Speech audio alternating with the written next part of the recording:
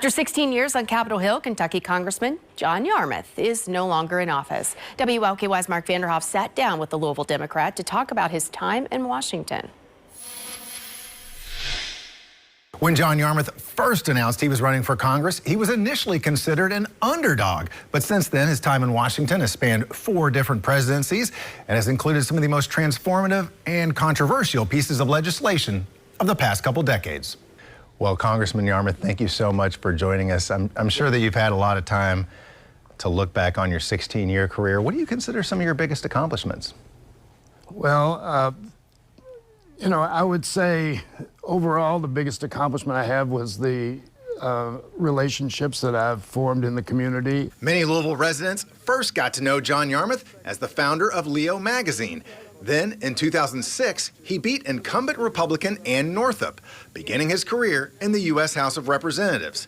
He went on to become a key player in whipping votes for former President Barack Obama's Affordable Care Act. We knew we weren't going to get one Republican vote for it, which meant we could lose 4, and out of our 222, I think. So I would go around to the different caucuses, the most progressive, the moderates, and so forth, and I would say to them, look, advocate as strongly as you possibly can for the principles you have and for the things you want to see in there. That's what you should be doing. But remember, you're going to vote for this. Whatever comes to the floor, you're going to vote for. As budget chair, he also helped pass a key initiative for President Joe Biden, the American Rescue Plan. It has my name on it as the author, and which I shepherded through the House.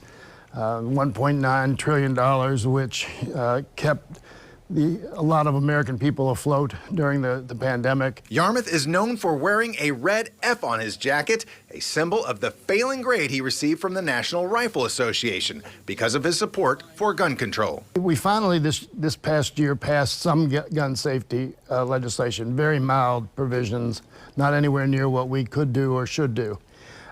But we haven't done nearly enough to combat to promote gun safety in Congress, and that's a big regret.